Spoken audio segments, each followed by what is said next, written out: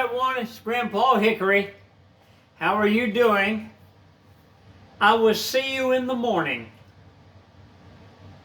Me and my brother, back in the 1950s, we would go around the neighborhood and we would offer our services to people.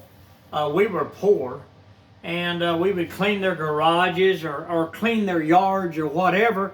And there was a Mr. Ramerson, I'll never forget him. He was one of the nicest people you could ever meet.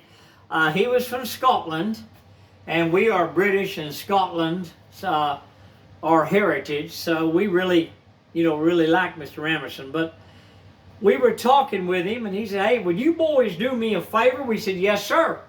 He said, "Would y'all clean my front yard and my backyard, and around on my driveway, I've got a bunch of trash that has accumulated back there for 2 months. Can you take care of that for me?" And we said, "Yes, sir, Mr. Ramerson, we will." Well, we went out there and we cleaned all that up. And back then, they didn't have plastic bags back then. You had to put everything in trash cans, and we would stand up in them and jump up and down so that we could keep putting all the trash in there.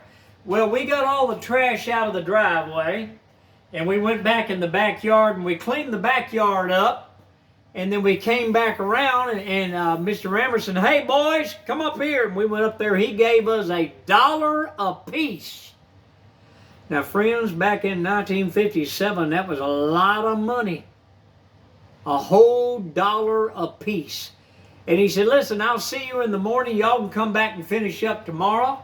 I've got to go somewhere right now. And y'all come back over in the morning. I will see you in the morning." Well, me and my brother, we were happy, man. We bought all kinds of good stuff at the store, and we went back home. We had a wonderful, wonderful evening. We had all kinds of stuff that we ate and had a good time with. Well, the next morning, we got up early. My brother shook me awake. I was sleeping so good, and I looked at him, "What?" He said, "Come on, get up. We got to go to Mr. Ramerson's." Well, I got up out of bed. We got dressed, and we took off out the door. And we were to Mr. Ramerson's. I guess it was 7 o'clock in the morning. We stood there knocking on the door, and the neighbor came out. Her name was Mrs. Roberts, and she came out and she said, "What are you boys doing?" And we said, "Well, Mr. Ramerson told us to come over this morning. We've got to finish cleaning up the front yard, and he wanted everything in the ditch." See, back in the 1950s, we didn't have sidewalks. We had deep ditches, and there was all kinds of bottles and stuff, and cans, tin cans. People would drive by and throw them out, so we were going to clean all that out for Mr. Ramerson. Well, Mr. Roberts come over and told us, she said, "Mr. Ramerson passed away at 4 o'clock this morning. The ambulance left about 5 o'clock because they had to wait for it was a justice of the peace to come out and to certify his death." We didn't know what all that meant.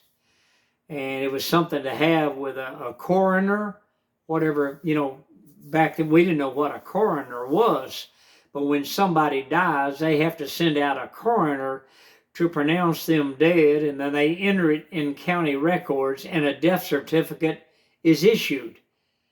Well, me and my brother, we stood, and Miss Roberts left, and we sat down on his porch, and me and my brother cried for about 20 minutes. And then we got up and we left down that sidewalk, and we looked back at Mr.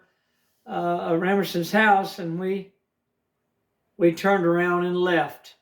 But we remembered his words, "I will see you in the morning." Hit the like button, subscribe. I'm Grandpa Hickory. I'll see you on the next video. Memories. We all have them, don't we?